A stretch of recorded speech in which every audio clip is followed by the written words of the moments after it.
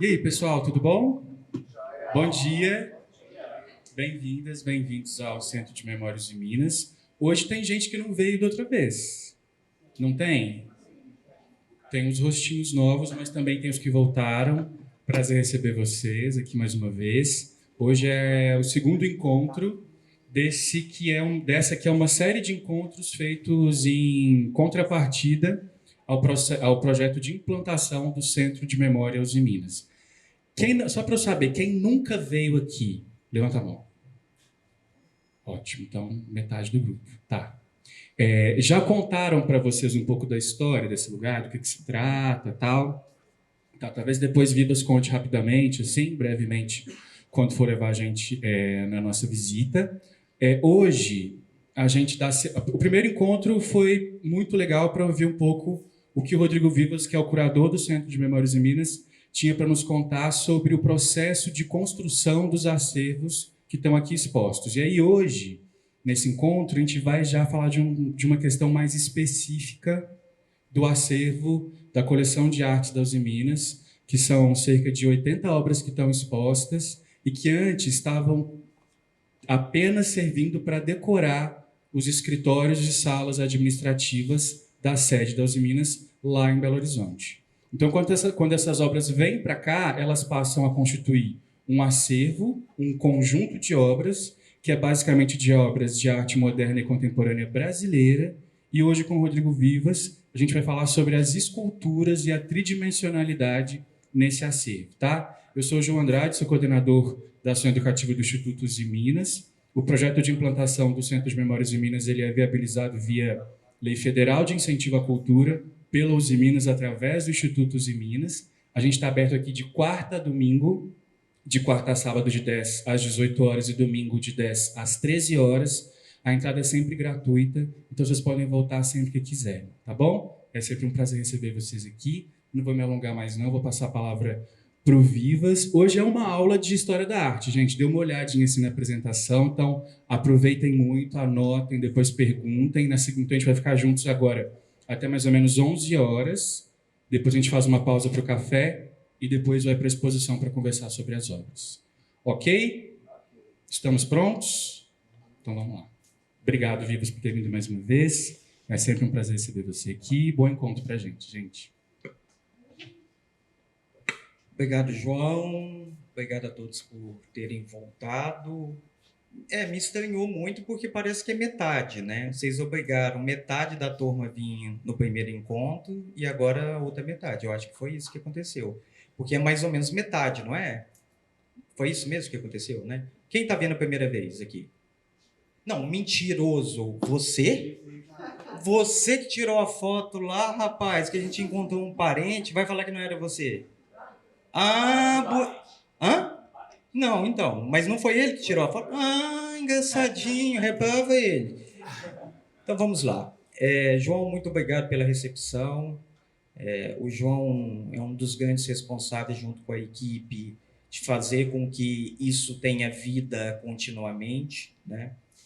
Na verdade, eu não vou ficar discutindo aqui questões mais específicas, mas eu vou fazer aqui um apanhado geral das questões que a gente vai discutir, porque ela corresponde mesmo a um pensamento que vai fazer sentido no primeira parte do curso, no segundo e no terceiro, né? Eu gostaria até de fazer uma provocação ao meu caríssimo colega, né? Que a gente pensasse uma atividade em conjunto. Vejam só, pelo que eu entendi, tem alunos do design e da arquitetura. Perfeito.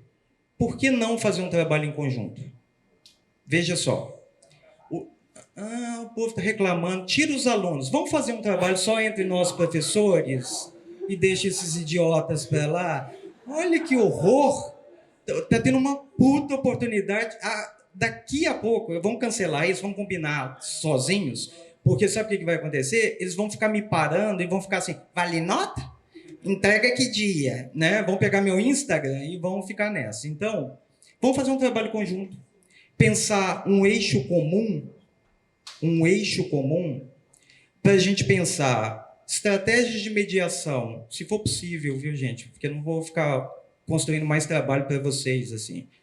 Mas se a gente pensasse a ideia do circuito de arte, na sua complexidade, pensando questões específicas da expografia, da constituição museográfica e museológica, a questão do design, porque ele opera o tempo todo em diálogo com a arquitetura e a expografia, está óbvio, está dado, né?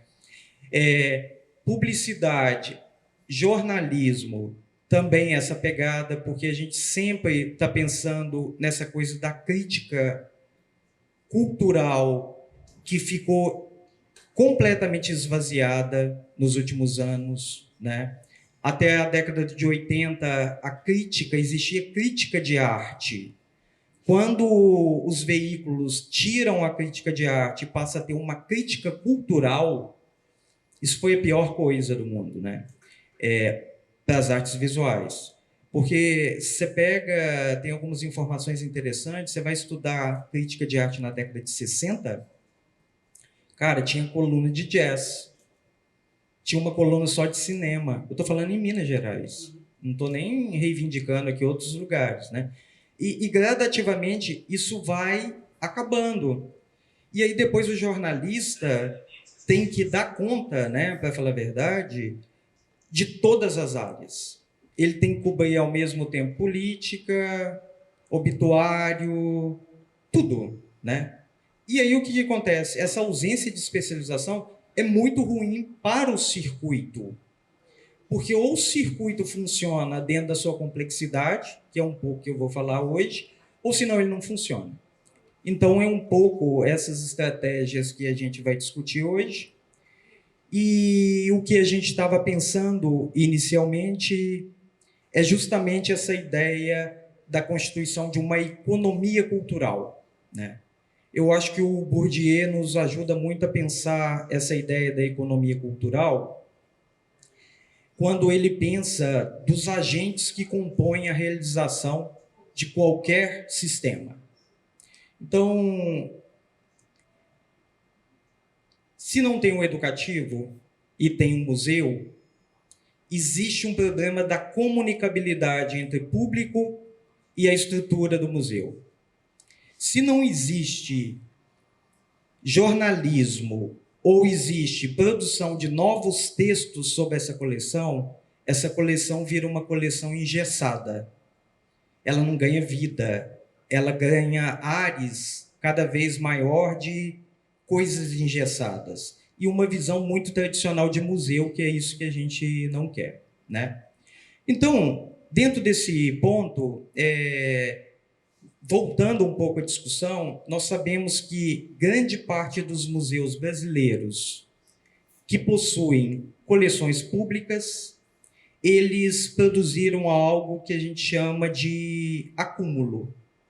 O que aconteceu? O problema da arte brasileira nunca esteve associado à ausência de obras de arte, e sim à incapacidade de extroversão. Só pegar minha água. Então, é a incapacidade de extroversão que é isso que eu vou dizer um pouco para vocês, né? Então, se a gente pensa bem,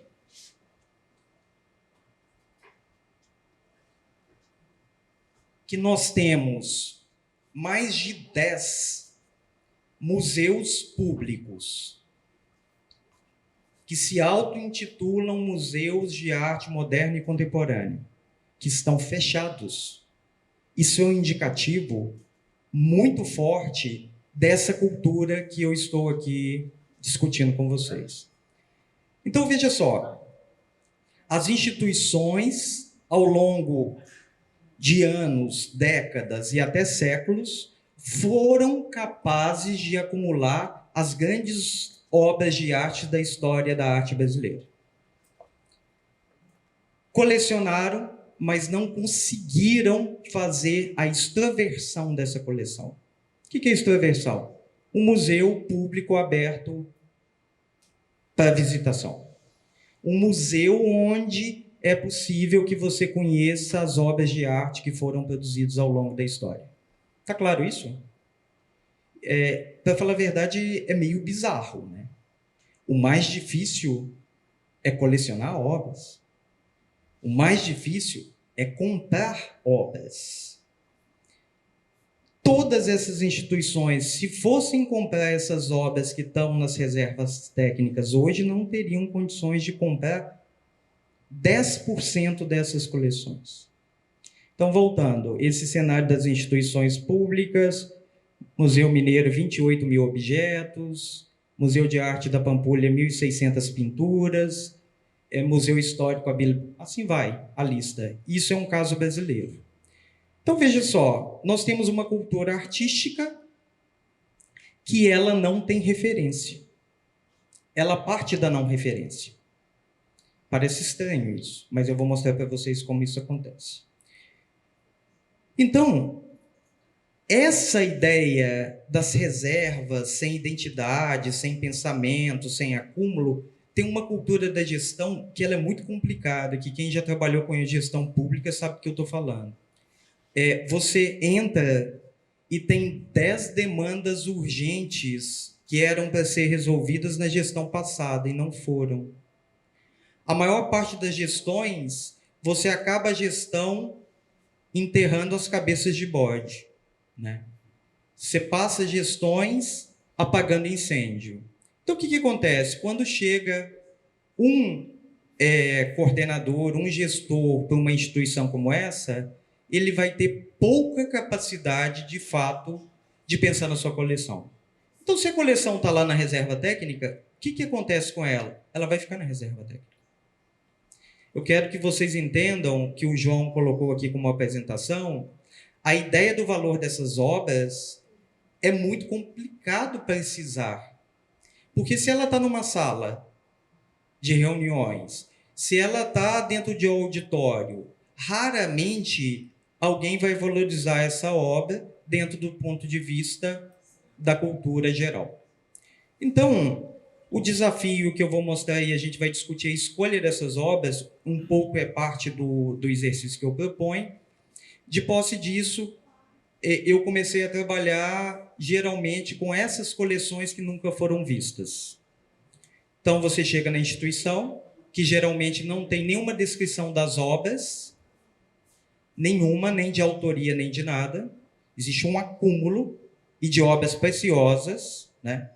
Você pegar a coleção de arte chinesa contemporânea que tem no Museu de Arte da Pampulha, a gente fica realmente impressionado. Aí você fala, como que pode ter uma coleção de arte chinesa contemporânea lá e ninguém nunca viu? Essa é a minha pergunta.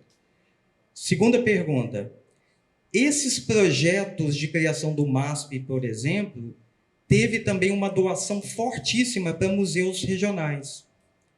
O Museu de Arte da Pampulha recebeu gratuitamente do Assis Chateaubriand mais de 30 obras que está lá. Tem até pintura do Churchill. Vocês sabem que o William Churchill era pintor também? O grande estadista, tem pintura dele. Mas isso eu estou dando um exemplo da curiosidade, né, que pode se formar a partir disso.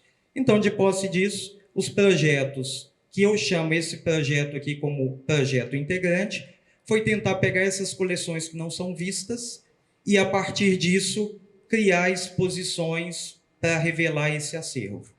Nunca de ordem temática, porque quando as coleções são mostradas, sempre é a partir de um tema. O retrato na história da arte, pega só a escala de retrato. Como se a coleção e o acervo não tivessem uma identidade. Como se você pensasse algumas figurinhas e sempre construísse exposições temporárias, né? Então, essa foi uma exposição no Museu de Arte da Pampulha, e uma das grandes justificativas para não mostrar o seu acervo, sempre, é o quê? A incapacidade técnica por causa do vidro. Por isso que eu estou mostrando ali para vocês o antigo cassino. Então, o que acontece? Nós temos um dos principais acervos do Brasil na reserva técnica, e desde a década de 60 é da incapacidade de construir outro espaço para receber essas obras, primeira justificativa. Segundo, As obras não podem ser mostradas por causa da luminosidade que tem no antigo cassino. Assim, quando a gente pensa de forma muito objetiva, parece patético, né? Porque você pode pegar e falar assim, tá bom, construa outro lugar. Difícil, né? 2. Quantos prédios tem a Prefeitura de Belo Horizonte que poderia receber essas obras para a criação de um museu público? Por que não? São inúmeros. Mesmo se não fosse construir um novo. Tudo bem, de posse disso. O que nós fizemos nessa curadoria? Gente, é tão simples. Existem inúmeras películas que você consegue controlar, né? O tanto de luminosidade, calor, tudo que você quiser. Vamos chamar de insufilme, né? Vamos chamar de insufilme, assim, como se fosse uma coisa mais banal. Mas, então, é possível, sem a descaracterização da estrutura do prédio, né? Se fosse o caso. Aí fizemos isso. Outra coisa também que não era possível, porque o museu construiu nenhuma expografia, porque o museu era todo aberto. Construímos a verdadeira expografia. Vocês estão vendo ali a estrutura que a gente construiu? Essa. Em diálogo com a própria estrutura específica do museu, para uma exposição naturalmente temporária. O que tem aí dentro? Tem os acervos de 3 coleções. Museu Mineiro, Museu Histórico Abílio Barreto e Museu de Arte da Pampulha. O que significa isso? A gente percebe que parte significativa dessas coleções estão sempre em diálogo. Então, você acha uma obra do Belmiro de Almeida numa coleção que tem total relação com outra obra que está na coleção. Mas, como ninguém estuda essas coleções, o que acontece? Ficam presas nas reservas técnicas sem comunicação. Então, depois dessa exposição, aqui nós tiramos uma obra da Praça do Papa e levamos para integrar lá, porque fazia parte mesmo do Museu de Arte da Pampulha, de um jogo de reflexos que a gente fez dentro da curadoria, né? E aqui chega esse projeto como continuidade, que é o projeto aqui de 2019, onde deu origem a essa discussão da coleção, por isso que é importante. Em 2019, o projeto foi associar em diálogo 3 coleções: o FMG, Usiminas e Museu de Arte da Pampulha. O que nós notamos também? Se vocês notarem, a gente já consegue ver aqui algumas obras que fazem parte aqui já. Ó.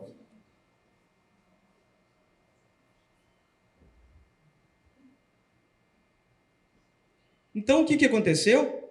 Foi para demonstrar como a coleção da Usiminas ela tem uma conexão com todas as coleções mineiras de aproximação à distância. E o mais chocante é, você sabe que grande parte desses artistas, depois dessa exposição, descobriram onde as obras estavam? Porque já não sabiam? Manfredo não sabia que ele tinha aquela obra. Manfredo Souza Neto, que a gente está aqui. Então, de posse dessa informação, a gente viu um potencial bacanésimo dessa coleção aqui do Museu do Centro de Memória, né? Vocês conhecem bem onde que são essas fotos, né? A Fernanda deve morar lá nesse espaço, né? Ou senão já passou muito tempo lá, né? Que a gente vê também que a Usiminas bacanésimo, assim, ela pensar que tem aquele espaço que era um espaço difícil de fazer uma exposição, é dificílimo ainda hoje, para falar a verdade, né? Por causa do pé direito muito alto, né? Algumas intervenções que são intervenções assim difíceis, o sistema de incêndio, por exemplo, tem um extintor de incêndio no meio da galeria. Isso para a comunicabilidade das obras é complicadíssimo, né? E o fluxo, para você construir esse fluxo, também é super difícil. Então, depois dessa exposição, estou voltando, nós entramos nesse desafio. Isso aqui pode ser disponibilizado para vocês, se a gente conseguir, de fato, avançar em alguma discussão mais próxima, tá? De um trabalho conjunto. O que a gente recebe, então, estou contando como que é a experiência. O que a gente recebe é um levantamento de todas essas obras, tá? Então, eu estou simulando aqui a organização geral de como acontece.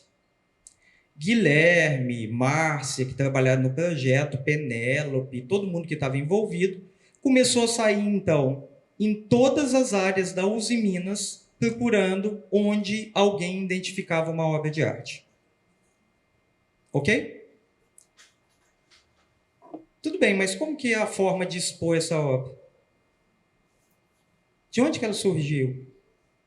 Aqui nós estamos vendo um amontoado. Essa obra é exposta assim mesmo? Ou assim? Aqui já está na montagem. Vocês acham que quando uma pessoa compra a obra numa empresa, ela pede que algum instalador profissional acompanhado do artista venha instalar a obra? Não. A gente não sabe nem a posição das obras. Se é de cabeça para baixo, qual a altura, como ela funciona. Gente, quando é pintura, é lógico que você consegue saber se é de cabeça para baixo ou não, figurativa. Mas e as não figurativas? Eu queria que vocês começassem a fazer esse olhar, porque esse olhar é fundamental, que foi aquilo que a gente discutiu no nosso primeiro encontro, né? A diferença entre imagem e obra de arte. Então, esse amontoado, como organizar isto? Como organizar isto obedecendo uma ideia da história da arte, da coerência da história da arte, como também uma comunicabilidade com o público, né? Então, aqui estão as obras fotografadas, e aí você começa a fazer uma opção. E aí que a gente começa a discutir bem a curadoria. Eu posso pedir uma obra emprestada? Não, não posso. Vejam só. Eu posso pedir para comprar outra obra que eu acho ausente? Não posso. A gente tem que trabalhar com o que a gente tem. Então, num esforço assim, de imaginação, né, é como se eu estivesse montando uma biblioteca de literatura, eu tivesse Machado de Assis, né, na coleção. O último que eu tinha de livro é Leminski, ou Poesia Contemporânea. Como que você vai fazer essas conexões se tem aí um espaço de mais de 100 autores significativos? Então, o trabalho da curadoria, ele sempre trabalha a partir dessa dificuldade. Excetuando quando você está fazendo uma curadoria temática. Quando é temática, a gente podia dizer assim, pintura, colocar todas as pinturas no amontoado. Data, colocar todos numa série como data. O que é o problema disso? De não criar uma narrativa, um conceito específico para a exposição, que essa é a dificuldade da curadoria. Então, o que a gente começou como trabalho? E é isso que a gente vai estar discutindo aqui, depois discutindo as obras. A primeira coisa que eu percebi que era a possibilidade de discutir o primeiro conceito, que é a tridimensionalidade. Vejam só, eu não estou falando de escultura, porque escultura já carrega um conceito específico. Tridimensionalidade carrega outro conceito específico. Para explicar isso, eu trouxe algumas referências para a gente discutir em conjunto, ok?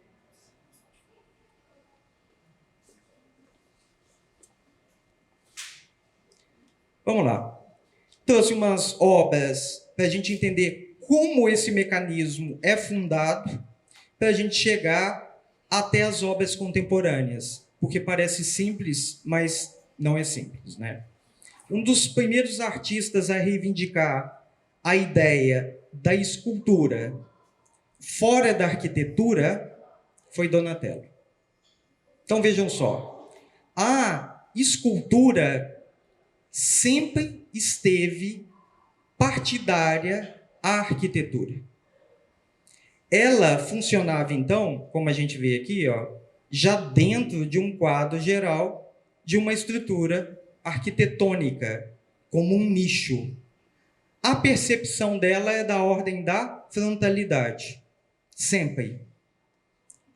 Sempre você só conseguia ver a obra a partir da frontalidade. Por que você não consegue ver a obra de outra forma? Porque o nicho não permite que você circule, porque ela está enquadrada nesse ponto. Estranho pensar isso, né? Mas a história da arquitetura, então, nesse diálogo contínuo, ela se liberta de forma autônoma só a partir de Donatello.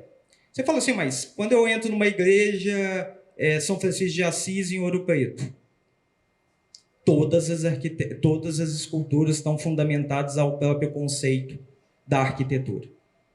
Então, de posse disso, essa linguagem da escultura, ela vai sendo cada vez mais fundamentada para se entender que é a partir da frontalidade que se produz o sentido da escultura. E os sentidos da escultura estão associados. Você tem que ter a capacidade de entender quem é, o que ele representa a partir dos seus atributos. Seja ele a partir do escudo, a partir da posição e assim por diante. A única coisa, então, que o nosso escultor teria é essa capacidade expressiva numa única vista. Eu queria que vocês olhassem mais essa primeira vista e vocês vão perceber como que ela é enunciativa já de uma série de questões explicativas. Alguém conseguiria fazer uma interpretação só olhando aqui? Não é simbólica, é do gestual? Ou da forma?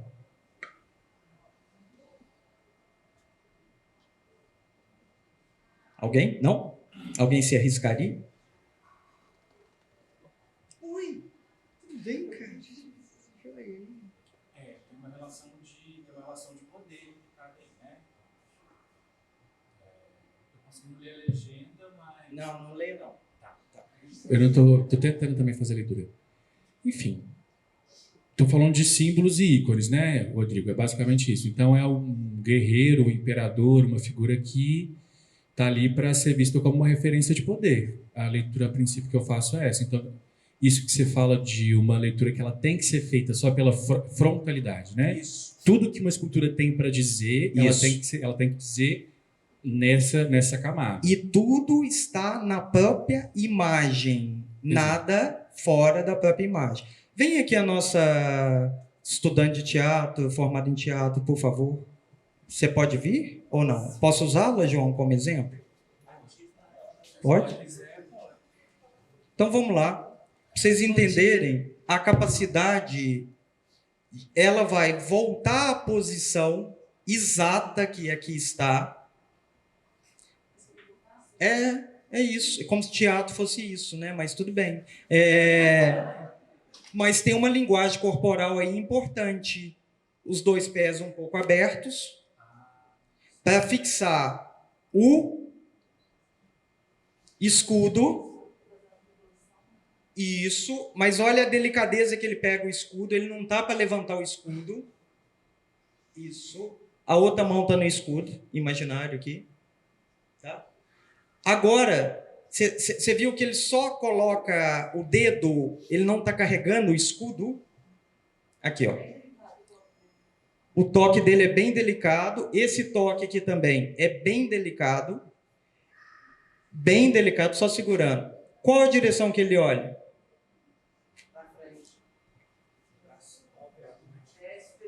Isso. Numa relação que ele tivesse num ponto onde ele estivesse vigiando. Ele não olha diretamente para uma figura, ele está olhando para cima.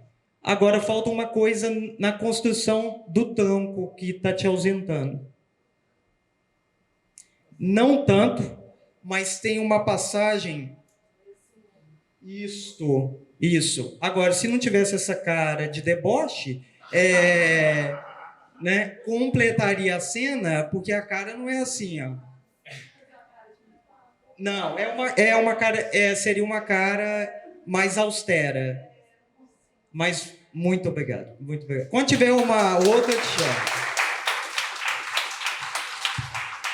O que eu estou querendo fundamentar aqui é que história da arte é muito mais fácil do que a gente imagina. Mas se você não entrar de forma corpórea na cena, você não consegue interpretar os gestos. Você não consegue interpretar os gestos. Você tem que estar na posição. Se você não estiver na posição, você não sabe. Porque só falta um detalhe, né?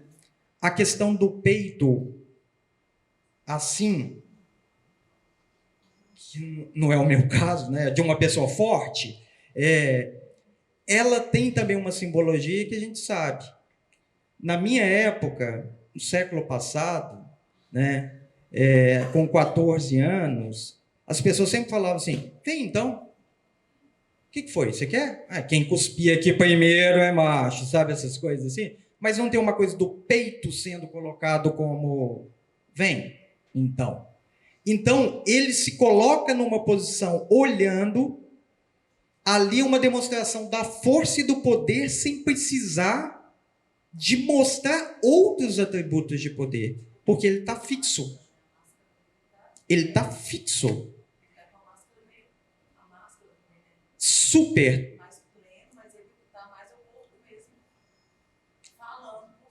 Exatamente. Então, o corpo tem a capacidade ali de dar as indicações, porque não adianta ter armadura. Você tem a armadura, e se você não tem a posição, então essa linguagem sensacional que foi inaugurada, até chegar na autonomia total, que a escultura agora é fundamentada a partir de que ponto? A escultura é fundamentada a partir da autonomia. Então, nós estamos inventando agora essa potencialidade de você circular em relação à escultura. Vejam só, a ideia de frontalidade é substituída, então, pelo quê? Pela autonomia. Sim, João? Então, porque tem uma coisa que a gente costuma muito dizer para o público, principalmente olhando para as esculturas do acervo, que a gente sempre fala isso, né? Uma escultura é feita para ser vista de todos os lados. Então, não. A princípio, essa capacidade da escultura ser vista de todos os lados, isso diz de uma autonomização da escultura ao longo da história. Nem sempre foi assim. Essa não é a condição primeira da escultura. Perfeito. A condição primeira da escultura é uma obra em relação ao espaço tridimensional. Ponto. Se a gente for pensar a história da escultura em termos de delimitação temporal, ela está mais associada à frontalidade que propriamente à autonomia. E eu vou mostrar essas tensões. Agora, quando você fala isso no acervo, você está falando correto, mas não é condição da escultura. Então, olha só o que ele produz. Olha o que ele produz. Ele produz uma cena, né? E, inclusive, na nossa sociedade, a gente tem uma dificuldade enorme de olhar essa cena, né? Que é uma sociedade completamente machista, né? Sexista, né? Porque a gente pensa a posição dele numa posição extremamente afeminada, se fosse essa a questão. Mas isso não está em discussão. Porque a questão da construção da sexualidade, como a gente entende, não vou ficar dando aula sobre isso, vocês já estão cansados de saber, ainda mais a geração de vocês. Eu espero. Mas a construção da sexualidade, ela não tem essa rigidez babaca, como se fica colocando o tempo todo, né? Porque 20 anos dando aula, os alunos, por exemplo, não conseguem olhar a imagem e falar: mas assim, já vamos direto ao assunto? Que merda está acontecendo? Aí a pessoa fala: porque ele é viado. Eu falo: então tá bom. Resolvido? Então vamos. Mas não era. Não está associado a uma forma de se colocar no mundo e uma opção sexual. Isso que é muito importante a gente entender. Mas olha que legal. Olha que foda. A gente vê a espada. Infelizmente eu vou passando, mas vocês me interrompam, tá? Você vê a espada que é maior do que ele. A espada é maior do que ele. Olha o tamanho. Proporcionalmente. Aqui tem parte de um escudo e uma cabeça. Ele tem uma pedrinha na mão, minúscula. E quando a gente olha o problema da instalação da escultura, ele está com um chapéu que ele te olha, mas o gesto é da fragilidade. Então o que significa? E ele se despe, né, para mostrar esse corpo que não é aquele corpo, né? Vocês já sabem o tema que é esse? Mas é isso que eu ia falar. Talvez o artista quis representar essa pequenez dele como no físico, não na realidade. Conseguiu captar? Porque é importante. Consegue, né? Tá. É isso mesmo. Olha só, ao invés de representar, sempre quando a gente pensa, esse embate, não foi porque, historicamente, foi a funda. Mesmo assim, a gente pensa num grande atleta, enorme, né?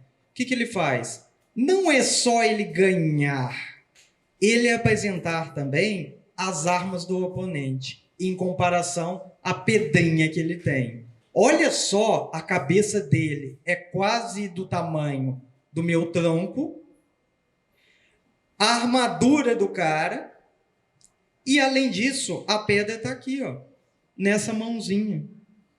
Então, mas o que nós estamos construindo aí? Essa capacidade de você circular sobre a escultura e acompanhar essa movimentação dentro do quadro geral da discussão que a gente está fazendo. Ali a gente dá para ver o tamanho da pedra, que é minúscula se comparado.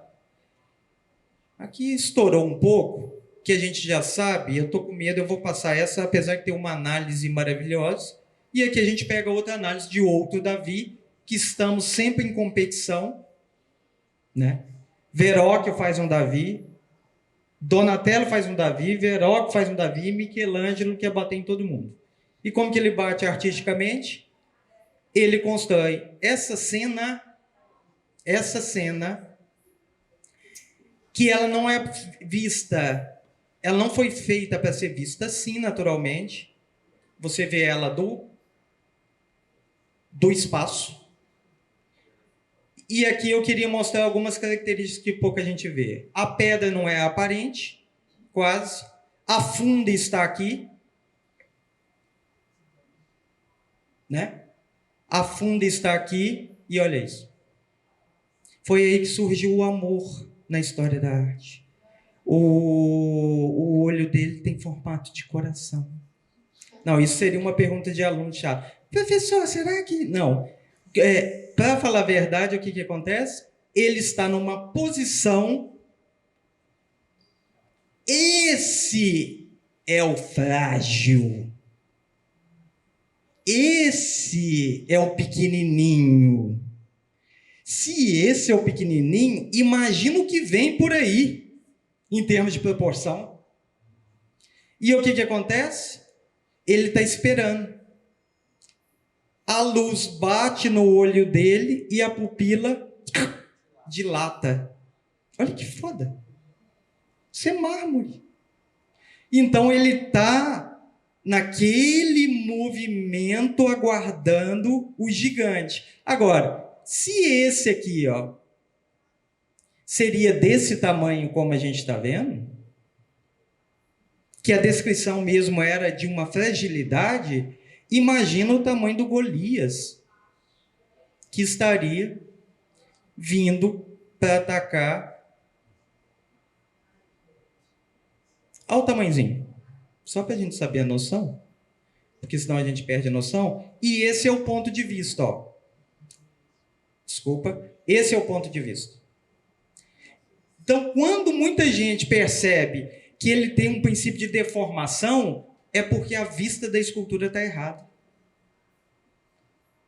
Então, se você já viu isto por isto, se você conhece essa imagem assim, você nunca viu. Você está vendo um princípio de deformação.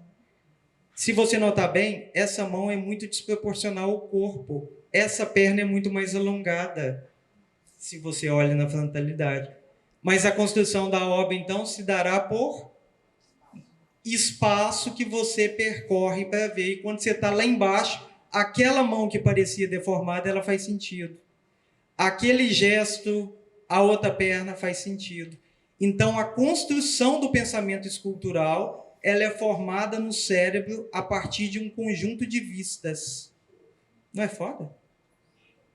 Então, seria assim, então eu nunca vi uma escultura? Talvez não. Então, nunca vi uma escultura? Se ela exigisse essa conexão, se a gente instala, inclusive, a escultura de forma equivocada, olha a nossa limitação, você mudou completamente a conexão que ela está estabelecida. Ok. Aqui era só uma comparação. Verrocchio, professor de Leonardo da Vinci. Donatello. E o Davi de Michelangelo, que a gente viu. E agora nós entramos bem na nossa discussão, tá? Porque envolve agora esse tipo de pensamento. Quando a gente chega na arte moderna, nós temos dois tipos de representação comum. Esse tipo de representação, que é uma representação da frontalidade, mas ela é histórica, então ela funciona como um frontão, e vem um artista magnífico chamado Boccioni, que ele faz, tem um livro belíssimo da Rosalind Krauss, que o que ele faz? Para discutir uma nova linguagem da escultura, já na época moderna, ele diz: vou trabalhar com a frontalidade, mas eu vou tentar fazer a síntese de todo o movimento da garrafa num único plano. Então veja só, tem uma garrafa em cima de uma mesa. Uma garrafa em cima de uma mesa. O que eu fui? Eu fui torcendo ela nas vistas que podem ser provocadas quando eu circulo. Ele pega todas essas vistas e coloca numa só. Então ela está num pedestal que você vai ter que circular, mas na verdade ele congelou todas as vistas num único plano, para tensionar a linguagem da escultura. Você entendeu como? Foda. Dá para fazer esse exercício. Colocar um objeto numa mesa, um objeto que tem possibilidades de diferenciação. Você colocou esse objeto, você tirou uma foto? 2, 3, 4. É lógico que vai ter um princípio de deformação. Não tem problema. E depois é como se você conseguisse pegar todas essas vistas e colocar numa só. Numa montagem muito complexa de colagem, né? Só que aquilo a partir do bronze. Sim, João, por favor. Eu queria pensar numa relação se é parecido com o que o Picasso faz na pintura. Perfeito. Para falar a verdade, eu não sei se eu trouxe aqui para vocês. Ah, não trouxe. Mas para Picasso, começa a trabalhar, inclusive, primeiro, inserindo objetos reais, como uma telinha, para imitar a Ashura. Até construir um violino de papelão, onde você não sabe mais o que é escultura, o que é pintura. Se a pintura era aquele quadro na parede, como a gente imaginava antes, tradicionalmente, e a escultura está associada ao espaço, para a pintura e para a escultura, a questão da linguagem, da expressão artística, ela começa já na modernidade ficar tensionada, completamente tensionada. E a gente vai ver essas tensões quando a gente vê agora entrando na nossa coleção. Então, o que a gente acontece então? A gente começa a pensar dentro dessa ordem geral, como construir aí um diálogo bacana dessas obras. Voltando, eu não posso trazer um Donatello de Florença, nenhum Bottioni, nenhum Brecheret. Porque senão a gente pensava a escultura moderna aqui com as obras que a gente tem, né? Então o desafio foi esse. Vejam só, alguns pontos, né? E depois a gente vai ver isso. Eu não sei ainda como que vai ser essa dinâmica lá para a gente conseguir ver mais as obras. Mas veja só, entendam então que essa obra já obedece esse conceito da visualidade dos múltiplos sentidos, a partir do momento que você circula. Mas olha que engraçado. Olha a base que ela estava. Antes. Uma base que confrontava com a própria obra. Preto. O que nós tentamos fazer aqui? O que nós conseguimos, né? Pensar uma base específica como permeada por um espelho. Então, o que acontece então? Ela fica quase flutuando dentro do espaço, porque quando você aproxima, você tem a capacidade de circular e você tem a capacidade também de não vê-la num suporte. Para que serve o pedestal?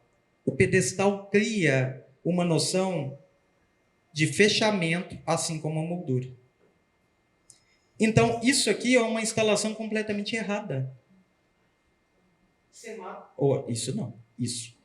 Você mata praticamente a obra, se você não tiver uma posição que você leve em questão essa complexidade. Então, quando forem nesse primeiro núcleo que foi criado, todas as obras que estão nesse núcleo, ela tem como expectativa que você circule para ver a montagem da cena a partir dos vários movimentos que você faz com o corpo.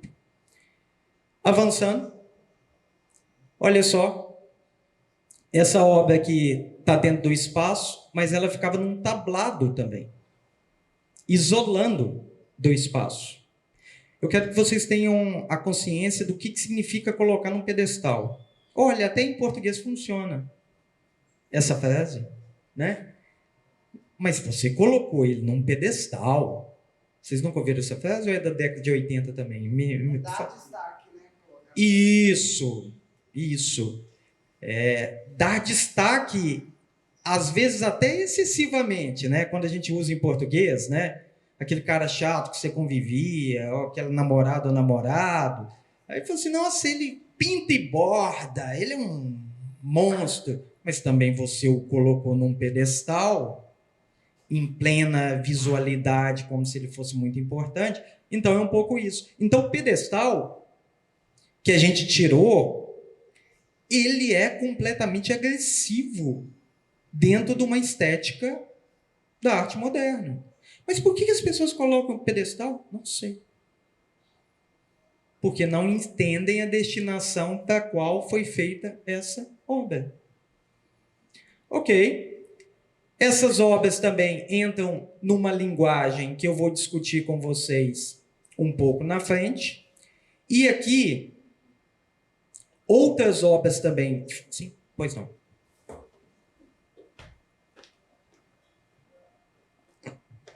Quando você fala do pedestal, me dá uma ideia de superestimar, né?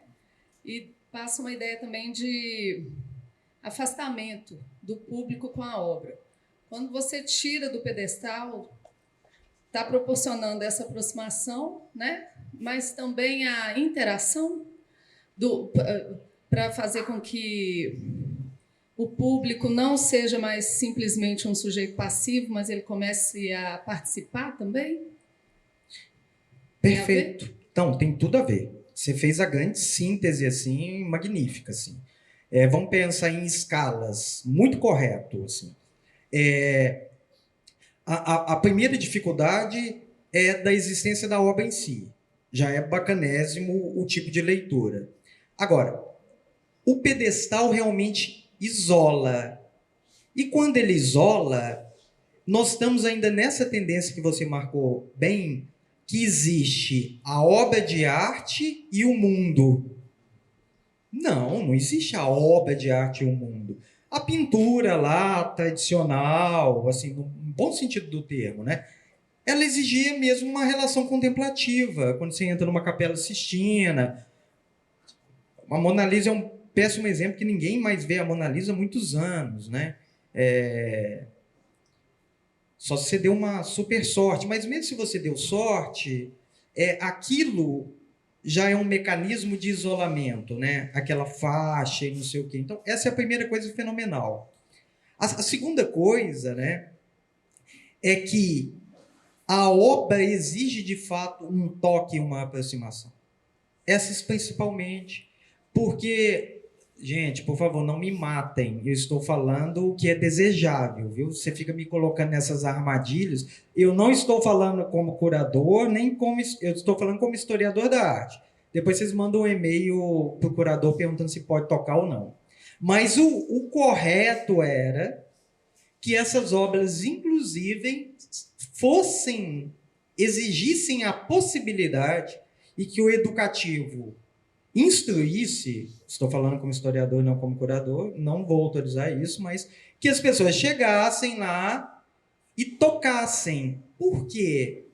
Fernanda, uma das coisas interessantes também é a gente pensar a capacidade tátil, e também para você entender a questão do material. Arte sem experiência, é lógico que um educativo fodástico poderia pensar em estratégias de simulação desse mecanismo, mas o ideal é que a pessoa chegasse, que a criança pudesse entrar, porque ela não está sem correr risco, né? Mas que a criança pudesse entrar dentro dela. Porque esse mecanismo elimina certas distâncias imaginárias que certas curadorias acabam construindo. O pedestal é uma delas. O pedestal, além de ser um equívoco da história da arte, ele coloca anos e anos de produção de conhecimento artístico para a gente quebrar as barreiras. Não sei se eu consigo me expressar bem, né? Mas você vai num teatro que exige a coparticipação, um teatro mais próximo ou um espetáculo mais próximo. Aí chega uma pessoa e fala assim, é mais próximo, mas não é tão próximo assim. A barreira continua. A sensação que me dá quando você fala do pedestal é a quarta parede do teatro que é retirada. Exatamente. Perfeito. É exatamente Aí esse a gente, ponto. enquanto público, e eu, enquanto arte educadora, né? Vamos falar do público, né? Eu, como público, ou no teatro ou na galeria, né? Eu me sinto valorizada, importante. Eu não estou ali só para contemplar e olhar com distanciamento, com respeito. Eu também posso participar e, de repente, eu posso até fazer um dia também, né? Dar essa sensação. Nossa, ótimo. E se a gente conseguir quebrar essa barreira, principalmente para a arte moderna, que ali se inaugura um espaço do fazer, um espaço para a criação, não que a pessoa precise se tornar um artista, mas por que também não? Né? Por que não? Assim, ninguém fica triste quando uma pessoa começa a aprender a tocar um instrumento. Por que a gente tem esse problema com o processo criativo, né? Sim, pois não? A minha pergunta seria sobre isso é uma forma de respeito, talvez. Essa pessoa já faleceu, não vai construir de novo. E se eu deixar se aproximar e alguém tocar, quebrar ou estragar essa escultura, como é que vai ser feito? Sim. Nesse caso, ela é feita de metal, que é impossível alguém quebrar. Ela pesa mesmo. Quando a gente vai ter que fazer um transporte, ela realmente tem um peso e tem uma segurança desse ponto de vista. É lógico que as outras esculturas a gente tem que manter um distanciamento, tem que manter um cuidado, porque nós estamos lidando também com uma questão do patrimônio, né? Então, o bronze, o ferro, o aço, as esculturas do Amilcar, né? Que inclusive ficam em espaços abertos, né? Porque até o processo de transformação do metal é uma das características fundamentais, tanto para o Weissmann como para o Amilcar, né? Mas você tem toda a razão. É lógico que a gente não está sugerindo que pinturas e outras possibilidades, né, tenham essa intervenção, né? Mas a gente pode pensar em molduras mais coerentes com a produção e não com a moda. Imagina, a pessoa vai fazer uma moldura, vai ficar na sala de um diretor. Ele pega e fala assim, o quê? Um sanduíche de vidro? Que simples. Eu quero uma moldura rococó. Aí pega lá uma linda moldura. Nada contra. Mas a moldura não pode combinar com o sofá, nem com a cadeira do Sérgio Rodrigues, que está lá, que a pessoa comprou. Né? Não é essa a função. Então você acaba construindo aí uma visão, né, parcial. Né? Eu vou só discutir alguns aspectos aqui, porque nós estamos quase acabando para a gente ir para a galeria já. Por favor, como está gravando, ele vai fazer um corte, eu vou falar isso, vocês vão fazer assim. Tá, então eu vou falar de novo e vai cortar. Precisa ensaiar ou tá tudo bem? Tá ótimo. Tá ótimo, né? Então vamos lá. Ô, gente, desculpa, mas o tempo antes da gente entrar na galeria, a gente vai ter que... Eu estou finalizando já, viu? Desculpa. Não, gente, assim eu fico completamente emocionado, assim. Foi tão natural. Parece até que vocês gostaram. João, você quer dizer um pouco ou pode ir encerrando? Não, acho que pode encerrar. Na verdade, eu acho que é muito importante agora que a gente veja as obras no espaço. Eu acho que depois dessas provocações e tal, eu tenho muitas perguntas para fazer, porque são as perguntas que o público faz para a gente também nessa interseção entre pintura e escultura que está na parede, que é tridimensional e tal, e os objetos, enfim. Pintura e objeto, que aí já você não faz pintura ou se é escultura. Então tem sempre essas questões. Perfeito. Mas lembrando que o nosso próximo encontro, O outro, a gente vai discutir exatamente quando as fronteiras começam a ficar tensionadas. Por enquanto, o que eu gostaria que vocês entendessem essa primeira percepção, que é a percepção da necessidade de aproximação e assim por diante. E, finalizando um pouco, porque a gente vai ver um pouco... quer perguntar antes, por favor? Eu só queria aproveitar, porque eu estou trabalhando com o pessoal do jornalismo e publicidade, essa temática dentro da teoria da imagem, essa temática do museu imaginário. E eu estou o tempo inteiro falando, né, assim, de gerar significados a partir de uma seleção. Né? Quando você mostra esse trabalho de curadoria, tem uma relação imensa com isso, né? Você conseguir gerar significado, que essa seleção faça sentido.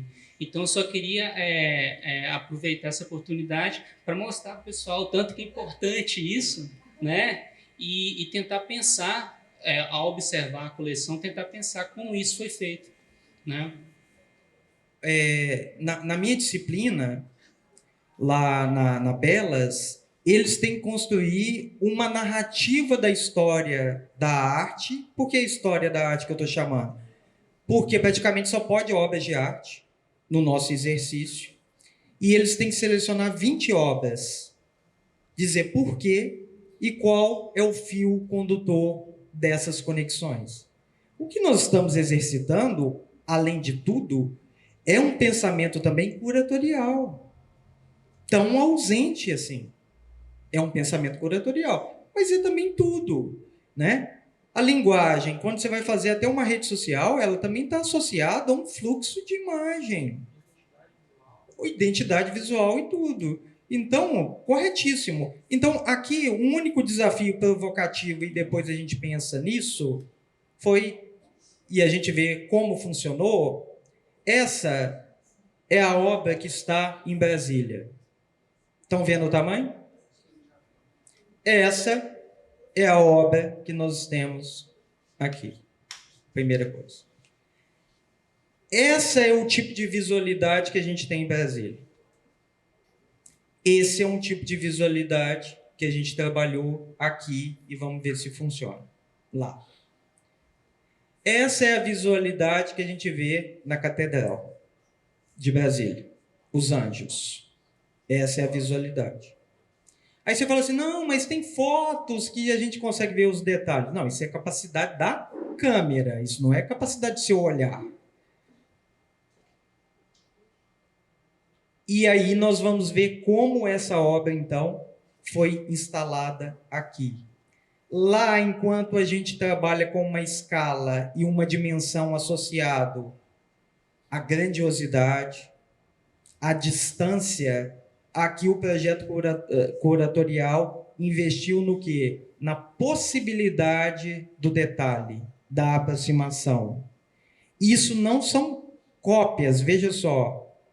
É muito natural que o artista faça obras menores antes de executar as maiores. Concorrência em salão, isso era comum, né? A Milka, por exemplo, tem várias peças, umas 12 peças no Museu de Arte da Pampulha, que são peças pequenas. O que significa com isso? Depois que ele ganha o salão, ele consegue o dinheiro para conseguir executar aquele projeto. Então, é difícil achar um termo, né? Porque não é estudo, porque a obra existe em si. Não é projeto, porque a obra também funciona na sua totalidade, né? Não é um projeto que outro vai ser executado, porque ela funciona. Então, vocês acharem um nome melhor também, né? Continua como obra, mas o objetivo desses artistas sempre foi trabalhar na escala muito maior. E por questões financeiras, a gente acaba... Pintura também isso, né, Fernando? Não sei se você trabalha diretamente assim. Quando você...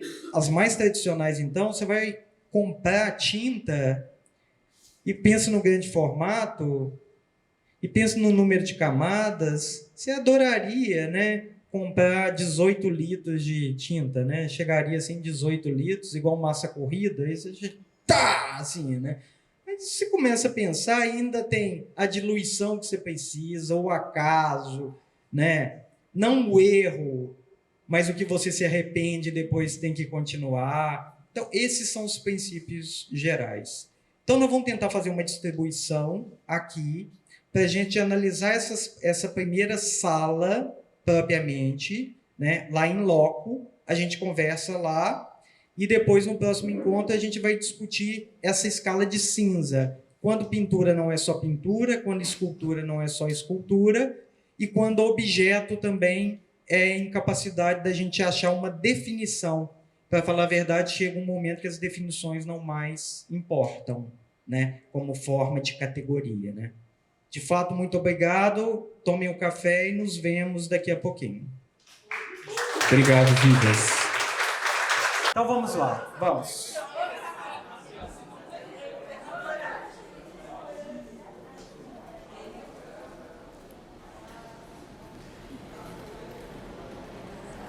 Então seria bom que todos ficassem um pouco mais para cá. Vamos chegar. Vocês podem ficar um pouco mais para cá, tá? Pode ficar aqui. A gente explica que pode tocar nas obras, o cara quer destruir a expografia, né? Já chega chutando. Aqui, pode vir mais para cá, pode ficar aqui, ó. Também, por favor. Pode ficar aqui, né? Isto. Vejam. Pode ficar um pouco aqui também, não tem problema. Para caber todo mundo. Ok? Isso. Tem espaço aqui, ó. Que fica muito longe da gente.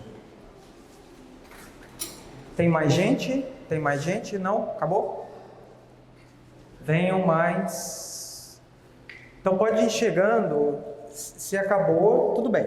Mas senão é fundamental que vocês consigam ver aqui o que a gente vai construir um pouco e depois vocês façam o exercício, tá? Posso fazer só um pedido rápido? Quando? Se alguém quiser fazer alguma pergunta, pode me chamar que eu levo o microfone. E se vocês forem fazer alguma postagem do nosso encontro hoje, marca a gente lá no @Institutos e Minas, para a gente poder ver os registros de vocês, tá bom? Ok. Então, eu queria que vocês começassem a perceber como que foi essa distribuição, né? E como algumas correlações são marcações ou cromáticas ou marcações mesmo nessa alternativa.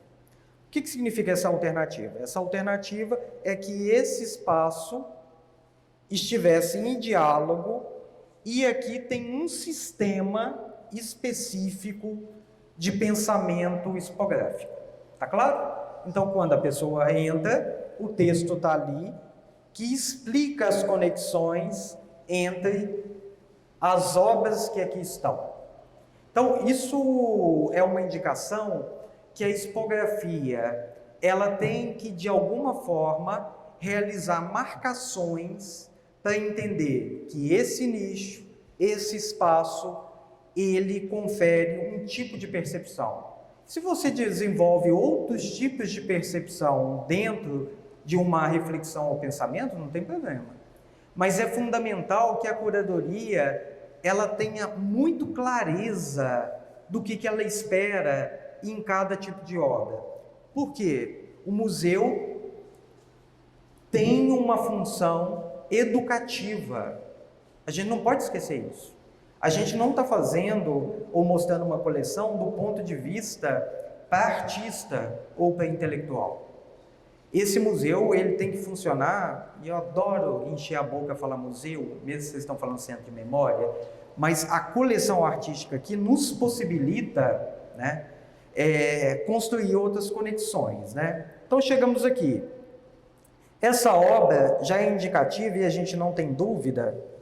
Quem perguntou sobre a possibilidade da resistência dessa obra, né, que não é o mesmo que acontece naquelas outras obras, naturalmente, e sempre tem que ter alguém do educativo, né, para garantir também que uma pessoa não, sei lá, o que uma pessoa pode fazer aqui? Esbarrar só se for para machucar, que ela não se machuque, né? Mas o que é o tipo de pensamento que a gente discutiu então? Lembra que a gente estava discutindo que eu vou começar por essa, tá? Eu quero que vocês façam um exercício, que esse é o exercício de curadoria que a gente faz, que é muito difícil, porque quando o artista faz a obra, ele não deixa uma descrição do ponto de vista que é para ela ser vista. Isso vai se perdendo com o tempo. Então, o que acontece? Depois, a primeira coisa, movimento. O movimento específico que tem a própria escultura e o movimento virtual. Nós estamos discutindo duas categorias. A escultura, na sua materialidade, está aqui, ela tem a sua forma, e a forma que ela vai construir na sua cabeça. Para isso, o que você tem que fazer? Essa visão é uma visão completamente distinta se você estiver nessa posição. Então, a primeira coisa é tentar olhar essa escultura. Ela não tem um ponto central. Ela tem um ponto específico que você tem que circular para que o sentido, e eu gostaria muito que vocês percebessem o que parece como deformação aqui. Se você tiver uma vista da frontalidade, olha esse braço, olha essa parte. Não sei no ponto de vista que vocês estão vendo, mas você pode achar que isso aqui é deformado em relação ao princípio do outro braço. Olha isso. Aquele braço parece muito maior proporcionalmente que o outro braço.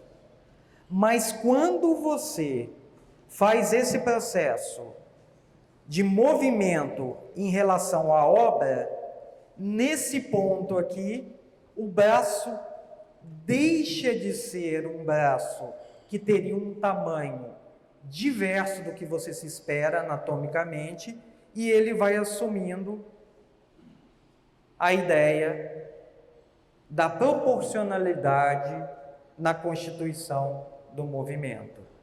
Todos os detalhes têm que ser vistos. Esse deslocamento do dedão é quase uma aula de anatomia. Façam aí no pé de vocês. Quando é que esse dedão ele é fundamental? Quando você vai cortar a unha? Não. Quando? Não, quando ele é... Gente, eu não estou pedindo nada de história da arte. Quando ele é fundamental? Quando ele levanta assim, ó. Geralmente quando você está em posição de alongamento, relaxamento. Mas quando você vai começar a andar, olha, também, ó. Só falta o meu ser deformado, é o único que é... Tá bom, eu descobri agora, obrigado, vocês me avisaram. Mas depois, a dinâmica do pé, eu quero que vocês façam esse teste. Gente, eu aprendi muito história da arte com japoneses, vou dizer a vocês. Porque os japoneses, eles não têm o menor pudor de ficar em posições extremamente ridículas dentro do museu. Não é só para fotografar.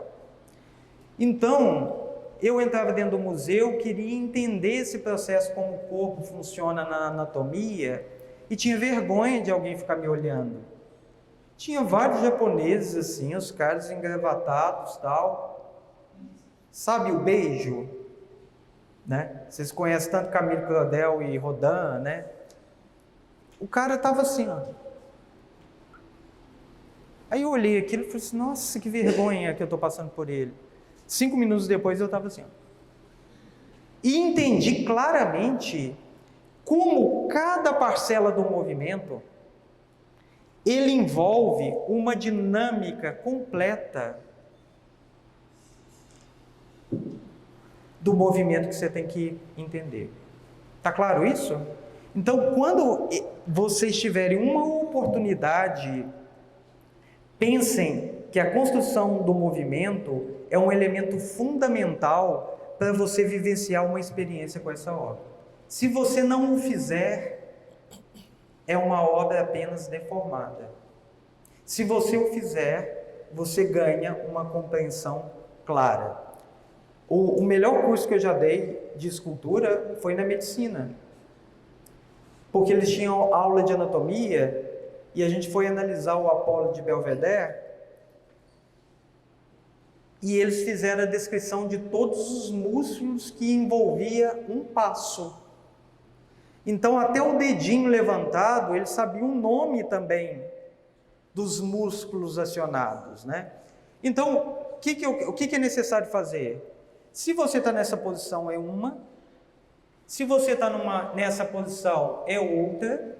Se você estiver nessa posição, é outra. Se vocês me perguntarem, nós temos certeza absoluta que essa foi a melhor instalação? Eu não sei. Vou voltar a perguntar para vocês. Nós temos certeza absoluta que essa ainda é a melhor instalação? Não sei. Precisa de uma pesquisa mesmo, específica sobre essa obra, e se a gente tivesse, inclusive, a possibilidade, tipo de um elevador. Ou se não, uma pessoa como o João, ficar levantando ela para a gente a cada passo, para a gente ver qual é a potencialidade em vistas distintas sobre uma obra de arte. Então, obra de arte é instalação, essa também. Veja só, se o conceito formado com a relação do espectador aqui é da forma do corpo desenvolvido sobre o espaço, essa é da matematização das formas. Primeiro, vejam como certas formas estão apenas suscitadas e são mais objetivas, mas o trabalho mental é você conseguir desmontá-la e remontá-la novamente. Como assim? Algumas linhas são suscitadas só, porque a arte moderna vai sempre trabalhar com o conceito do vazio, com o silêncio, com o espaço. Então pensa bem, esse é um ótimo exercício que vocês podem fazer.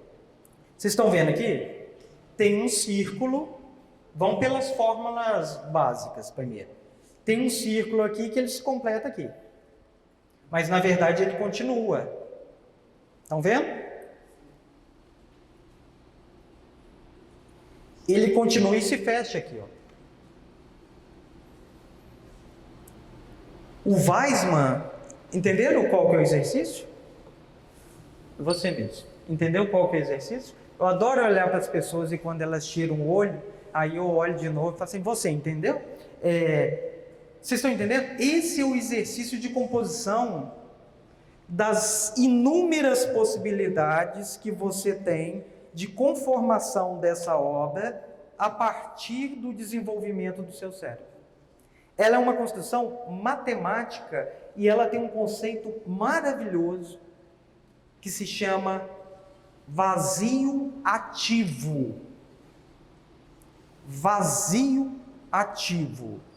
O vazio ativo é o seguinte: nós sempre temos um imaginário da completude das coisas, né? Nós temos muita dificuldade de aquilo que falta, né? E eu nem estou falando de um ponto de vista psicanalítico, né? Que poderia ser. Mas a gente tem muita dificuldade de lidar assim. Mas o que isso quer dizer? Mas o que ele quis com isso? Mas qual que é a resposta certa? Na arte, tem questões que são corretas. O lugar dessa escultura na história da arte, eu posso explicar para vocês, né? Agora, o interessante aqui é a nossa capacidade de construir novas imagens possíveis dentro dessa interpretação. Esse que é o grande aparato. Então, o teste que vocês têm que fazer é ter uma vivência também com o material, com o sentido tátil. Hoje pode encostar, João? Tá. Ué, você pode, né? Ah, tá. Então, ok. Sim. Não, precisa do microfone, só um segundo.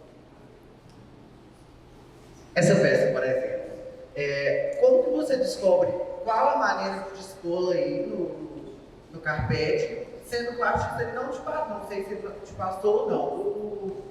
Eu não sei se ela é totalmente simétrica, de qualquer lado que eu virar ela vai ser a mesma peça, ou você escolheu essa disposição para ela, ou essa disposição ela é feita através de um estudo também. Ótima pergunta.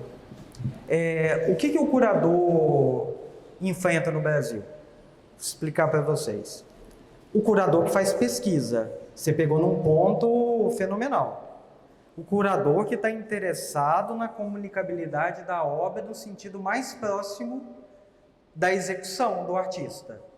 Porque vocês já foram em curadorias que parece que não tem sentido a disposição das obras?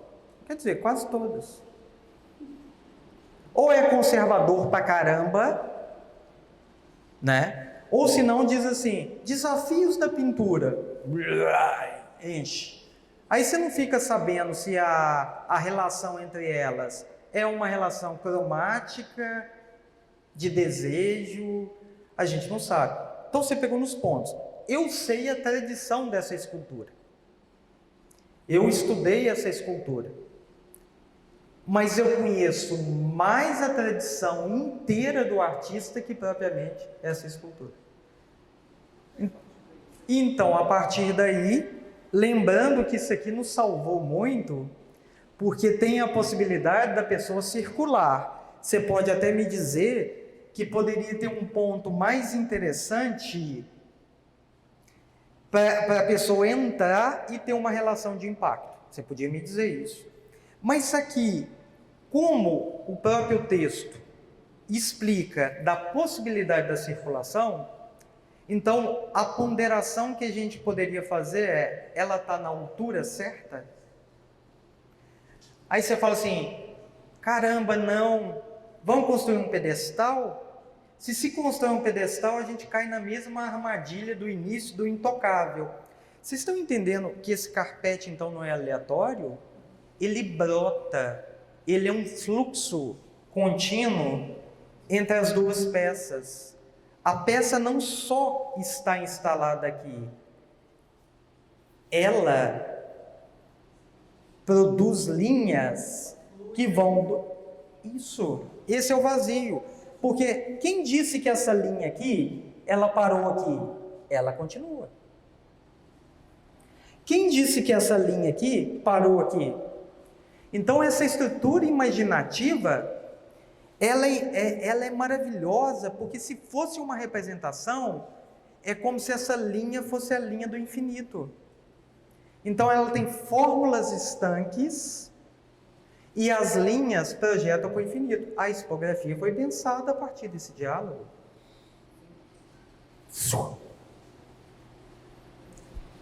Esses vazios ativos, o vazio ativo é nossa capacidade de completar com a nossa percepção aquilo que parece ausente. Não é foda isso? Assim. O que eu queria entender, que eu estou comentando aqui com você, quer falar? É porque a gente tem... Eu não queria sair das esculturas, mas era uma dúvida minha, se aquele quadro da Totantá, que ela também, aquela continuação daquele gesto dela, também seria um vazio ativo. Nossa, perfeito, perfeito. Não deu tempo da gente discutir, né? Mas aquela escolha curatorial de tacar um amarelo ali embaixo, depois vocês olham, eu pensei, tanto essa discussão expográfica, como essas discussões do vazio ativo, na Tomi e no Amilcar.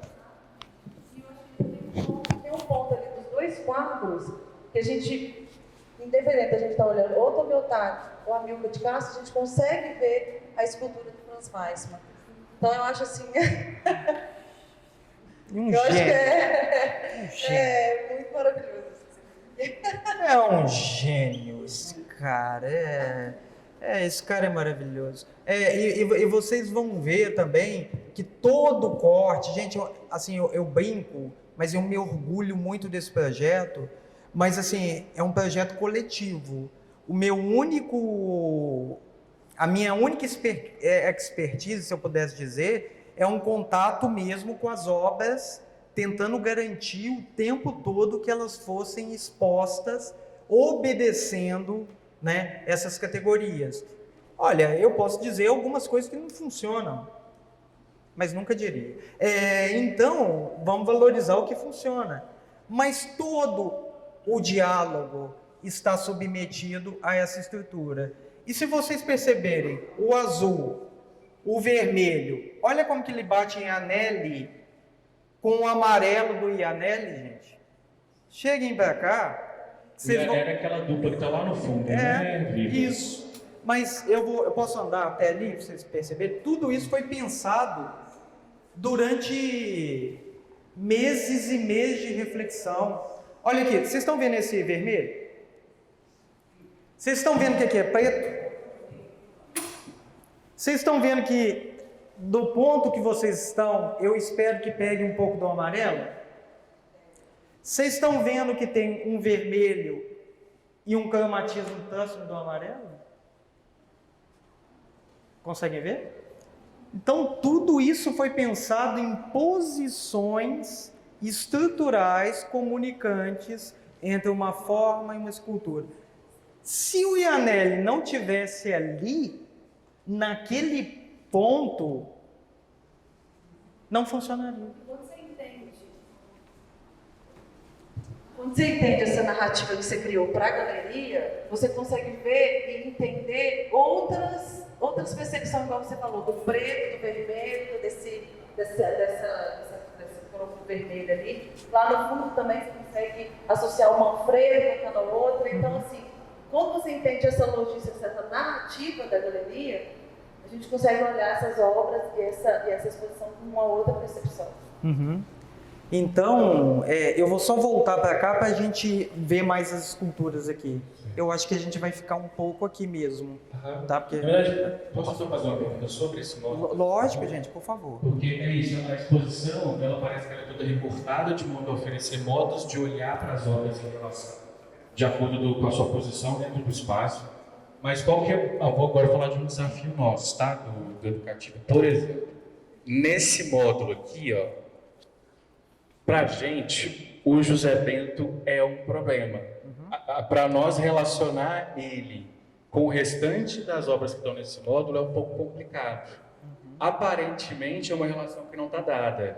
é claro que ela se constrói na conversa com o público. Mas eu queria muito ouvir um pouco você falar sobre esse evento, nos ajuda com isso, e, enfim, como que ele se insere desse conjunto. Ótima pergunta. Pergunta sensacional. Ótima, ótima, ótima. Olha só, tá saindo, eu espero, né, o grande catálogo, né, porque, para falar a verdade, a gente só tem indicações dos módulos, mas aonde os textos costuram essas relações individuais em relação às obras, né? Então, vamos lá. Vocês notaram que aqui tem duas tensões.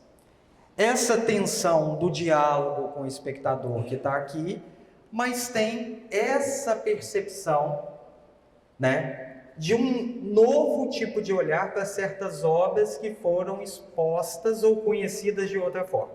Então, vamos começar por essa que a gente vai chegar aqui. Lembram lá da catedral?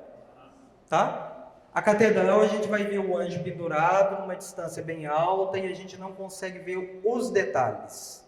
Veja só, vocês estão vendo ali atrás a estilização? É a própria catedral que está lá atrás. Oi? Vai seguindo as linhas, tanto a linha de um. Eu acho que tem que pegar ali. Porque tudo está sendo gravado, desculpa. E vai seguindo as linhas geométricas, da arte, dando a linha de sustentação. Perfeito, perfeito. E eu queria também que vocês notassem o aspecto da luz e sombra, que é pensado. Coitado do Otaviano. O Otaviano ficou aqui comigo. Essa aqui, mas até lá, olha o que está. Você está vendo que as linhas descem e vão também construindo formas dentro do espaço? Essa aqui é muito potente, mas outras ali, ó, de sustentação. Então a gente trabalhou também com um recurso assim, que eu não chamaria de cênico, né? Mas ele sempre envolve a união e a presença das formas dentro do espaço. Então cada luz dessa, o Otaviano estava com, não sei como chama aquilo, porque olha aquela altura, ele ia, coitado não, né? Mas ele subia lá. Vocês já viram ele tem uma capacidade de quê? De subir naquela altura. Só que você não pode andar com ele lá em cima, não. Troquei essa lâmpada. Tem que descer a plataforma inteira, andar com um carrinho que é difícil pra caramba. Isso aqui já está montado. Aí você vai... Aí quando desci, eu falo assim, tá errado, não tá bom ainda, você sobe de novo, ele subia de novo. Quanto falta? Uns 5 centímetros. E aquele negócio, gente, ele não tem, né, milimétrico igual régua. Você faz assim, né? Tá bom? Tá. Aí desce. Aí quando ele sobe, fala assim, estava melhor como estava antes. Porque certos cálculos que a gente tem, gente, são certos cálculos, assim, teóricos, mas a gente não consegue calcular o pé direito, a quantidade de iluminação, de lumens que está projetado dentro do espaço, né? Sim. Só eu queria falar, complementar o que ele falou dessa observação das luzes, né? A gente observa essa coisa da continuidade, né? Da mesma forma que você falou, dessa continuidade geométrica, aqui também, né, no espelho, essa continuidade da obra, que ela não termina nessa base. E a gente vê essa relação de continuidade em todas essas esculturas. Isso, a sombra que permite que a obra continue, né? Então, esse aspecto fica muito evidente aqui nesse espaço. Sim, pois. Nessa área aqui dá para ver bastante a questão das sombras. E naquela escultura ali, a sombra está impressa na parede. Por quê? Tem algum motivo? Tem, bastante. Para falar a verdade, nessa aqui, o objetivo é uma percepção de alguns detalhes que não seriam vistos em Brasília. Beleza, então você consegue uma aproximação. Para o anjo chegar nessa posição aqui, você está entendendo que ele está meio que pousando? conversar com o cabo de aço para ele ficar exatamente na posição e ainda estar num ponto de interseção que as sombras funcionavam, foi uma dificuldade. Então, encerrando isso. E quando a gente chega aqui, o projeto era que nós tivéssemos a capacidade, mas esse pé direito não estava muito bem estabelecido na nossa cabeça. Aí eu assumo, mentira, a culpa é do arquiteto, mas que é óbvio, é lógico, é óbvio. Mas a questão é, nós estamos trabalhando com a ideia de escalas. Logo, estão vendo a primeira cena? Ok, a segunda cena é como se ela conseguisse dar a sensação da grandiosidade daquele que eu mostrei, que são 9 metros de altura. Então, aqui ela é instalada na catedral imaginária, mas você tem uma percepção mais próxima, e aqui era para dar a sensação que essa obra dialoga imediatamente com a grandiosidade da outra obra. Aí é uma questão de falar assim, funcionou pra caramba, não funcionou, mas essa foi a ideia sempre da gente não perder também uma certa citação dos lugares onde as outras ocupam. Não preciso dizer também que aqui a gente chega, né, na grande preocupação, que isso vai ser explicado, tá? No catálogo. José Bento sempre trabalha com essas esculturas no chão, mas na multiplicidade. Então vamos lá. O que acontece? 50 peças dessas, Diferentes entre si. diferentes, colocadas dentro de um nicho, de um espaço fechado. Imagine, uma do lado da outra. Ele tem umas arvorezinhas também, eu já vi que ele ficam muitas assim. Muitas. Ele tem também uma coisa que parece um jogo de madeira, de peças de madeira. Então ele ocupa o chão e faz uma correlação da multiplicidade. O Vivas tem na coleção 4 peças, né? O que seria o ideal, primeiramente? Ligar para o Zé Bento e falar assim, eu quero comprar mais 40 para a exposição. Comprássemos, ia ser maravilhoso, como outras coisas aqui que não dá nem para falar. Mas assim, as 40, e a gente faria então essa ideia, como o José Bento geralmente é exposto. Mas veja só o que a gente faz, a gente pega um limão e o que faz? Nada. Não faz nada com ele. A gente pega o limão e faz uma caipirinha. E aí o que é? Vocês estão vendo aqui que nós estamos trabalhando com percepções diferenciadas da forma que essas obras geralmente são expostas? A coerência então se dá que o Anjo é realizado assim, José Bento é realizado assim, porque o estranhamento é dar um status extremamente pontual a obras que são vistas sempre na mistura, sempre muito cheio. Então as obras perdem as características individuais. Quando eu vi essas peças, essa delicadeza, eu percebi que ela constrói ali uma ideia magnífica. Primeiro, o material. Esse não é um material consensual das outras obras quando a gente está falando de belas artes, no sentido tradicional. A madeira está mais associado para o artesanato. Gente, estou falando uma concepção, vocês entenderam, das beaux-arts lá, mais tradicional. Então ele opera em outro campo. Mas vocês estão vendo que são grandes esculturas monumentais? Isso aqui eu penso no monumental. Talvez em outra expografia, se eu não for doar essas 40 do José Bento para a gente aqui, a iluminação também podia ser melhor pensada para que isso foi o ideal. Essa ideia das projeções aqui também efetuariam, vocês estão entendendo? Vocês podem me ajudar na grandiosidade aqui, porque daqui vocês vão ver, ó. Isso aqui é uma cúpula enorme.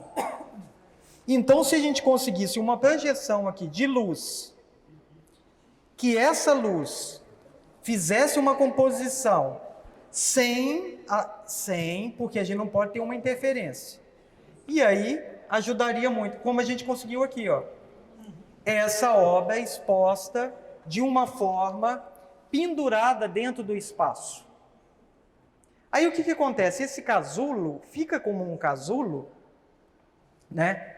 E esse casulo, em certa medida, ele perde a complexidade de projetar formas dentro do espaço. Não aqui.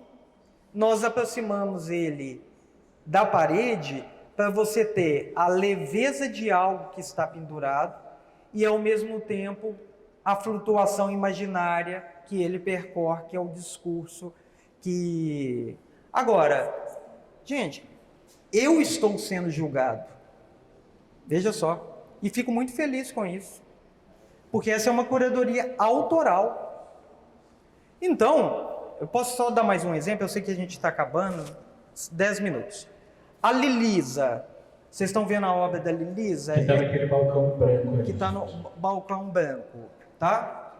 A obra da Lilisa é uma obra magnífica, fabulosa, assim, que ela tinha feito exposições, sempre colocando em espaços que a obra praticamente sumia. Vejam só, mandei umas fotos para a Lilisa dessa obra. A Lilisa Mendes é uma artista fenomenal, ficou super agradecida, super representada. E qual foi a proposta dela? Doar mais um conjunto de obras em diálogo com essa obra para os Minas. Eu falei, doe para mim. Mentira, não falei, mas deu uma vontade. Assim, né? Não dá uma vontade? Falei, não dou para eles, não. Mas, em síntese, pode ser que o José Bento chegue aqui, que não vai ser o caso, que a gente já mostrou as obras, né? Mas o ideal que é outras obras que fossem adquiridas, outras obras que entrassem na coleção, elas já carregassem esse sentido. Por isso que precisa ter um conselho curador, precisa ter um diálogo contínuo, porque se a Lilisa propõe, ou a Fernanda propõe doar uma obra, estou supondo, nós temos que entrar naquela velha questão para não ser um acúmulo. Aceitamos ou não aceitamos? Por isso que o museu precisa ter um fator de decisão do ponto de vista da identidade, da curadoria, do educativo e assim por diante. Sei que vocês estão muito cansados já. Eles estão indo ver lá a Yara do Pinambá. Está todo mundo lá na Yara. A Yara é linda. Vamos tirar a nossa foto? Professor, só fazer uma pergunta. Pois não. Eu sei que o espaço aqui é muito exíguo, né? Bem complicado, mas vocês chegaram a pensar na concepção em usar algum recurso multimídia, nesse caso aqui, por exemplo, para dar o contexto do artista, mostrar a grandiosidade, enfim, a abrangência da obra dele? Chegaram a pensar, eu sei que é complicado conjugar tudo isso, né? Mas não sei se isso passou pela ideia. Olha, gente, essa é uma pergunta magnífica, viu? Que eu queria que vocês ficassem muito atentos. A gente só tem mais 5 minutos, vamos aguentar que essa pergunta é uma pergunta boa demais. Até falhou. Essa pergunta, cara, essencial a sua pergunta. Uma pergunta provocativa e significativa. E é um partido curatorial. Nós temos uma coisa de uma tradição, que é uma tradição que ela sempre pensa na incapacidade do sujeito. Ela sempre parte do pressuposto que uma pessoa é incapaz de aprender alguma coisa, de produzir significados. Vou dar um exemplo, isso aqui está gravado e eu espero que seja divulgado. Você vai numa exposição do Kandinsky ou do Paul Klee, desce, tem um óculos 3D simulado para te mostrar o que você deveria estar vendo. Como assim? Não entendo. A obra original está lá. Não existe tradução para arte. Se tivesse um vídeo aqui, todo mundo iria para o vídeo, não veria um segundo da cena e sairia falando assim: Zé Bento é grandioso por...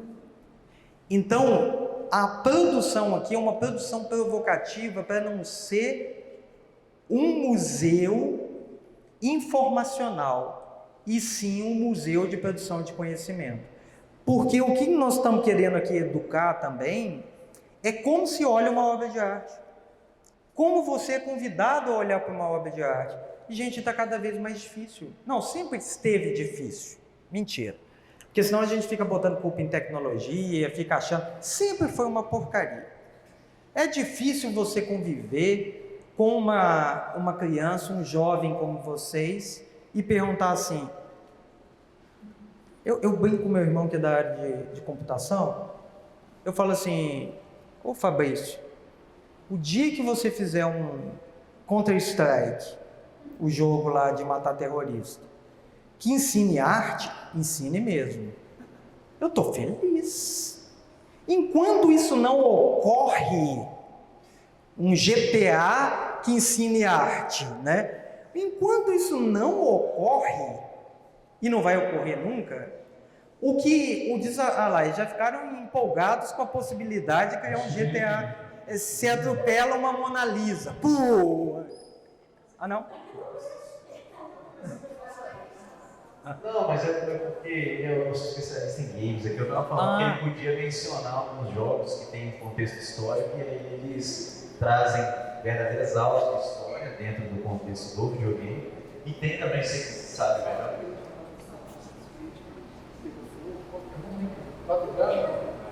Pegou fogo e aí eles reconstruíram usando Assassin's Creed, que é um jogo, por causa da reconstrução histórica dela virtual, é a mais perfeita que existe, eles reconstruíram lá. Eles estão fazendo, acho que nem sei se terminou, não lembro, eles estão fazendo a reconstrução com base na referência do jogo.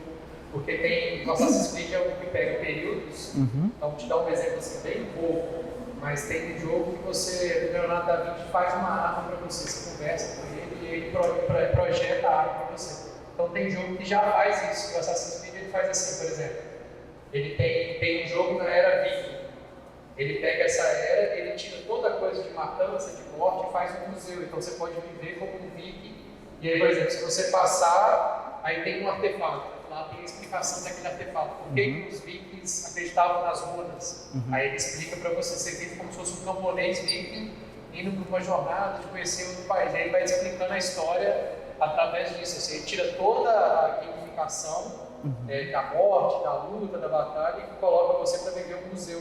Então todo Assassin's Creed tem ao Egito, como que o Egito foi reconstruído, Alexandria, ele te explica lá, pega a muralha de Alexandria, ele te explica, foi usado isso, aí tem as fotos de onde eles pegaram as obras de arte e embasaram. Então o mapa está em tal museu, então você consegue. É lógico que tem uma parte do jogo que muito pouca gente vai, né? Mas eu acho que a provocação que você faz se tem a proposta do GTA, que todo mundo quer estar ali, se fosse uma coisa que trouxesse a arte, seria incrível. Mas ainda é uma separação, ainda acontece, mas ainda não tem o mesmo engajamento do normal. Não, perfeito. Agora, em termos históricos, eu concordo. Agora, o que a gente precisa é o contrário da excitação de vários frames, e sim a regressão do olhar, o olhar contemplativo. A mente acelerada nunca vai permitir, quando a gente fala genericamente, talvez permita, nunca vai permitir que a pessoa fique aqui 1 hora estudando essa obra. Então, a regressão do olhar, mais que a informação, é você assumir uma percepção e conseguir ficar um tempo enorme testando a sua visão sem uma resposta imediata, sem ser uma pergunta e resposta. Mas esses são desafios que a gente vai... Então, por exemplo, o último exemplo, eu poderia pegar essa escultura, que para falar a verdade, quando a gente vai dar aula, a gente faz isso, coloca ela em 3D dentro do espaço e constrói as possibilidades de visualização dela. Depois que você já trabalhou com ela dentro do espaço. Se você apresenta antes as formas possíveis, a pessoa não vem e tenta construir a composição do espaço. Porque a gente quer a resposta imediata. Lógico. A gente quer, por isso que a gente gosta de filme de ação. Eu não vou citar nenhum aqui, porque senão eu vou citar Marvel, aí vai surgir um especialista da Marvel aqui. Não, eles não são bons filmes. Mas entenderam a provocação e é um pouco isso. Assim, a gente continua nosso próximo encontro. Muito obrigado mesmo.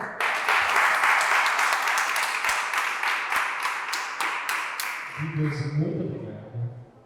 Agora a gente vai falar de José Bento de uma outra forma, você ajudou muito a gente. Pessoal, quero agradecer de novo por vocês terem vindo. Eu estou achando que depois do encontro do dia 12, vocês vão estar especialistas em Centro de Memórias de Minas. Quem sabe vocês não vêm trabalhar no educativo com a gente, né? Isso pode ser uma alternativa também. Esperamos vê-los nessa data. Hoje à tarde, nossa tour continua. Vocês vão estar acompanhados pela Ana Clara lá na Pedra Mole, que é aqui no Cariru, não é isso, gente? Às 2 horas. E a gente queria fazer então a nossa foto final lá na... Eu só posso encerrar com esse ponto que eu vim pensando muito nisso, assim, né? Olha só, nós precisamos de bons profissionais que ocupem espaços também profissionais, né? Vejam só, o interesse de vocês, nós estamos também discutindo uma delimitação geográfica. Esse descentramento de realizar aqui e não em Belo Horizonte, porque poderia ser realizado em Belo Horizonte. A sede da USE Minas está em Belo Horizonte. É um projeto de reflexão que traz essas indicações.